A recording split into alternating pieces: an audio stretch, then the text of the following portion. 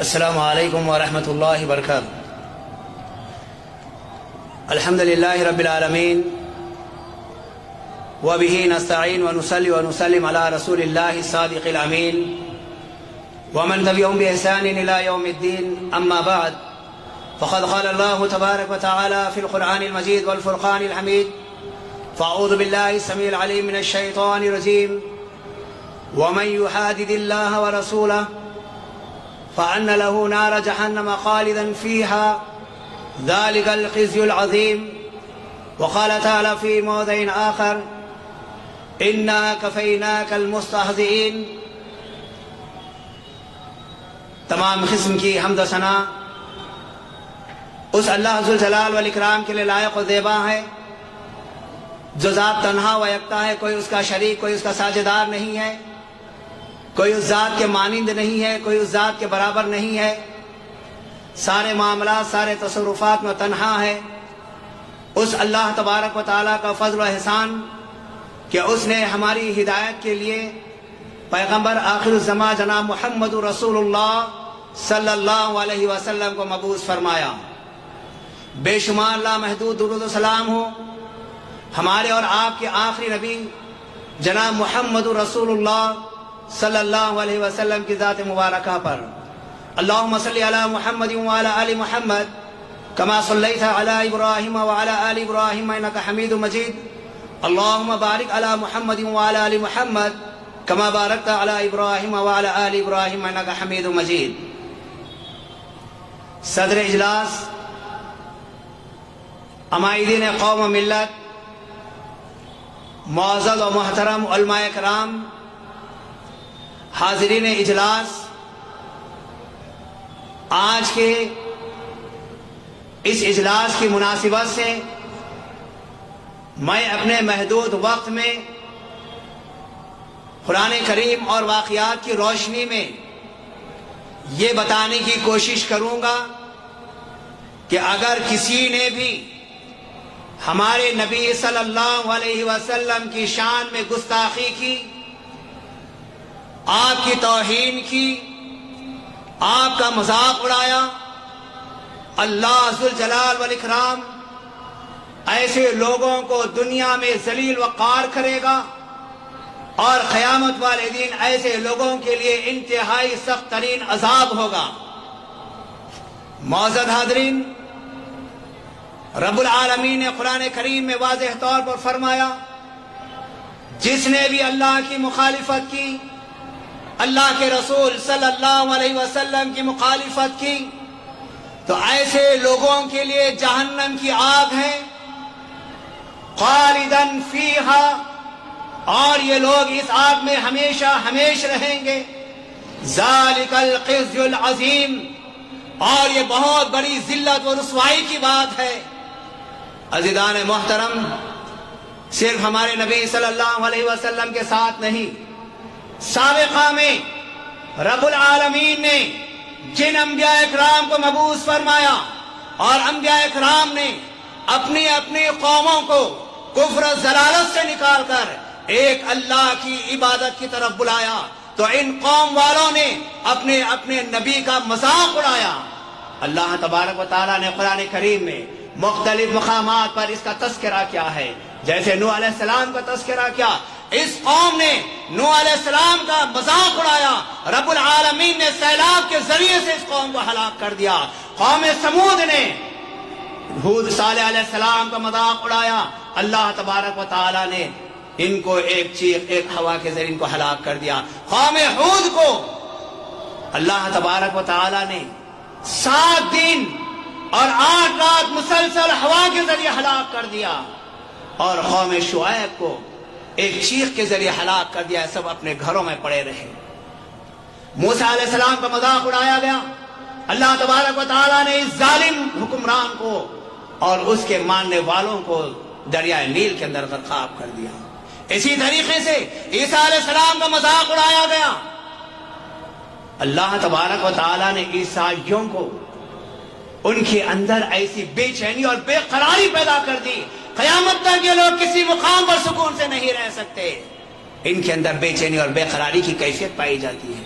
اور آئیے جب ہمارے نبی صلی اللہ علیہ وسلم کا معاملہ آیا، رب العالمین نے کہا انا کفیناک المستہزئین، اے نبی صلی اللہ علیہ وسلم یقیناً ہم آپ کے طرف سے کافی ہے ان مذاق اڑانے والوں کے لیے، جو آپ کا مذاق اڑاتے ہیں ان کے لیے ہم کافی ہیں۔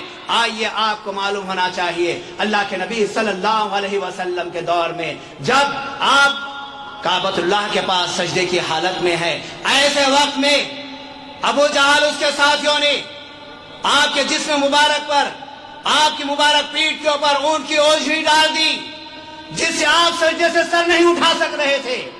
ایسے وقت میں اللہ کے نبی صلی اللہ علیہ وسلم نے صرف اتنا کہا تھا اللہم علیک بقریش، اے اللہ قریش کو پکڑ لے۔ اس کا نتیجہ کیا نکلا؟ یہ سارے دشمن جنہوں نے ہمارے نبی صلی اللہ علیہ وسلم کی توہین کی، جنہوں نے ہمارے نبی صلی اللہ علیہ وسلم کا مذاق اڑایا، غزوہ بدر کے موقع پر یہ سب کے سب قتل کر دیے گئے، اور ان تمام کو ان کے پیروں کے بل گھسیٹ کر ایک کنویں کے اندر داخل کر دیا گیا۔ کیسی ذلت! قوم کے رہبر، قوم کے رہنما، مالدار، شہرت پسند، سب کچھ ان کے اندر موجود تھا، نبی کا مذاق اڑائے، ذلیل وقار ہوئے، کوئی مقام ان کو نہیں ملا۔ اور وہ بدبخت ابو لہب جس کے تعلق سے رب العالمین نے قرآن کریم میں سورہ نازل کیا، سورہ لہب۔ سب سے پہلے نبی صلی اللہ علیہ وسلم حالانکہ چچا ہے، نبی صلی اللہ علیہ وسلم کی شان میں گستاخی کیا، کہا تھا تبن لک یا محمد، اے محمد تمہاری بربادی ہو، تمہاری خرابی ہو، کیا تم نے ہم کو اسی لیے جمع کیا تھا اس مقام پر؟ معزز حاضرین، اللہ تبارک و تعالیٰ نے سورہ لہب نازل کر دیا، اس کی تفصیل تو ہم جانتے ہیں۔ آئیے اس کے ساتھ کیا حشر ہوا؟ ایک عدسہ نامی بیماری اس کو ہو گئی جو جسم پر زخم کی شکل اختیار کر گئی، اور اس میں سے بدبو اور تعفن آنے لگی۔ اس کی اولاد، اس کے رشتہ دار اس کو ایک مکان میں بند کر دیے، اور اس کے بعد جب اس کی موت واقع ہو گئی کوئی اس کے قریب جانے والا نہیں رہا۔ 3 دن کے بعد قوم کی آر کی وجہ سے اس کے بیٹوں نے غلاموں کے ذریعے لکڑیوں سے ڈھکیلتے ہوئے اس کی لاش کو ایک دیوار کے قریب ایک گڑھے کے اندر داخل کر دیا، اور دور سے پتھر ڈال کر لکڑیاں اس پر ڈال دی گئی تاکہ بدبو اور تعفن باہر نہ آئے۔ اس ذلیل نے ہمارے نبی صلی اللہ علیہ وسلم کی شان میں توہین کی تھی، رب العالمین نے دنیا والوں کے سامنے اس کا انجام بتا دیا کہ نبی کی توہین کرنے والوں کا کیا انجام ہوگا۔ آئیے عزیزان محترم، مختصر طور پر یہ کہ ایک عیسائی مسلمان بن گیا، اور مسلمان بننے کے بعد نبی صلی اللہ علیہ وسلم کی قربت اختیار کیا، پڑھا لکھا تھا، کاتب وحی اس کو بنایا گیا۔ چند دن کے بعد وہ اسلام سے مرتد ہو گیا، اور اپنی قوم کے لوگوں میں جا کر کہنے لگا محمد صلی اللہ علیہ وسلم کو لکھنا پڑھنا نہیں آتا، میں نے جتنا ان کو لکھ کر دے دیا ہے اتنا ہی وہ جانتے ہیں، اس کے علاوہ کچھ نہیں جانتے۔ عزیزان محترم، چند دن کے بعد اس کی موت واقع ہوئی، اور جب عیسائیوں نے اس ملعون عیسائی کو جس نے نبی کی شان میں گستاخی کی تھی تدفین کر دیا، صبح میں دیکھا کہ اس کی لاش زمین کے اوپر ہے، تو عیسائیوں نے کہا کہ یہ حرکت محمد اور اس کے ساتھیوں کی ہے، کیونکہ یہ اسلام قبول کیا اور پھر واپس پلٹ کر اپنے دین میں آ گیا، اس لیے محمد اور اس کے ساتھیوں نے کیا ہوگا۔ دوسرے دن جب خبر کھودی گئی، پہلی خبر سے زیادہ گہری خبر کھودی گئی، اور صبح میں دیکھتے ہیں کہ پھر سے لاش اوپر ہے۔ دوسرے دن بھی انہوں نے یہی کہا کہ یہ حرکت تو محمد اور اس کے ساتھیوں کی ہے۔ تیسرے دن اتنی گہری خبر کھودی گئی اور اس کو دفن کر دیا۔ صبح دیکھتے ہیں کہ اس بدبخت عیسائی کی لاش اوپر پڑی ہوئی ہے۔ عیسائیوں نے کہا یقیناً یہ کسی انسان کا کام نہیں ہے، اور بعض نے تو یہاں تک کہہ دیا کہ یہ اللہ تبارک و تعالیٰ کا عذاب ہے جو ہمارے اس عیسائی کو مل رہا ہے۔ وجہ کیا تھی؟ زمین کیوں قبول نہیں کی؟ اس نے توہین کی اللہ کے نبی صلی اللہ علیہ وسلم کی، اس نے گستاخی کی اللہ کے نبی صلی اللہ علیہ وسلم کی شان میں۔ اور آئیے عزیزان محترم، آئے دن ہمارے اس ملک میں نئے نئے فتنے ابھر رہے ہیں، اور یہ سب کیوں ہو رہا ہے؟ یاد رکھ لیجئے، ایک بات میں آپ کو بتا دوں، آخری بات میری یہ ہوگی،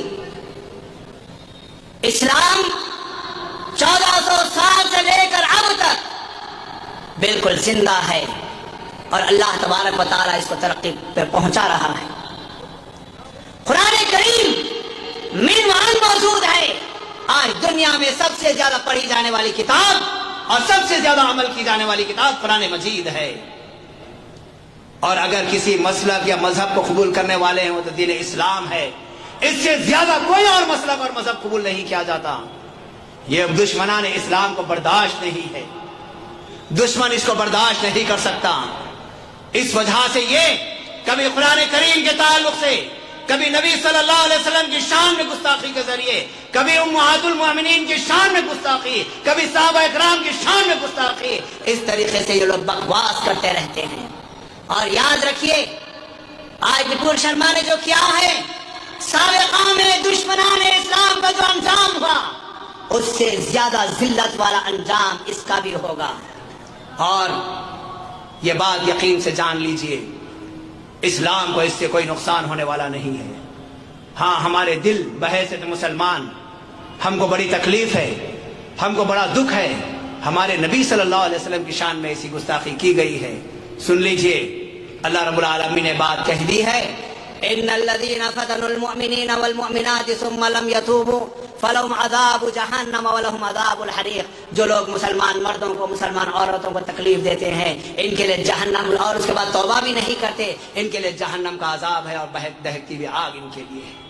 تو معزز حاضرین، ہم حکومت سے یہی مطالبہ کریں گے کہ اس ملعون عورت کو گرفتار کیا جائے اور اسے سلاخوں کے پیچھے قید کیا جائے، اور مسلمان جو اس وقت بے چین اور بے قرار ہیں، میں ان تمام سے یہی کہوں گا، یہ ہمارا ایمان ہے، ایمانی جذبہ ہے، اسی طریقے سے ہمیں بے چین اور بے قرار رہنا ہے، لیکن اس وقت کوئی ایسی حرکت نہیں کرنا جس سے ہمارے اسلام پر آنچ آتی ہو یا اسلام پر کوئی دھبا لگتا ہو۔ امن کو برقرار رکھیے، صبر کو برقرار رکھیے۔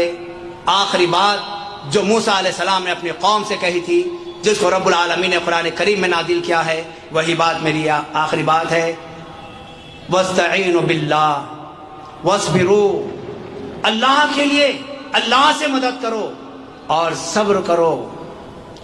ہم کو اس وقت اللہ سے مدد طلب کرنا ہے، صبر کرنا ہے۔ ان الارض للہ، یہ زمین اللہ کی ہے، یرثها من یشاء من عبادی، اللہ جسے چاہتا ہے اس زمین کا وارث بنا دیتا ہے۔ والعاقبۃ للمتقین، متقیوں کے لیے ہی بہترین انجام ہے۔ اللہ تبارک و تعالیٰ سے دعا ہے، اللہ تعالیٰ ہم تمام مسلمانوں کے ایمان میں مضبوطی پیدا فرما، اللہ ہمارے اندر استقامت اور استقلال پیدا فرما، صبر کے ساتھ رہنے کی توفیق عطا فرما۔ اے اللہ، ایسے سارے ظالم اور ایسے ملعون کو تباہ و برباد کر دے۔ اے اللہ، ان کے اوپر اپنا غیبی عذاب نازل فرما۔ اے اللہ، زلزلوں کے ذریعے انہیں تباہ کر دے۔ اے اللہ، ان کی بات چیت میں اختلاف پیدا کر دے، ان کی میٹنگوں کے اندر اختلاف پیدا کر دے۔ اے اللہ، سارے دشمنان اسلام کو تباہ و برباد کر دے۔ اے اللہ، مسلمانوں کے اندر صبر و سکون اور امن نصیب فرما۔ وآخر دعوانا ان الحمد للہ رب العالمین۔ السلام علیکم ورحمۃ اللہ وبرکاتہ۔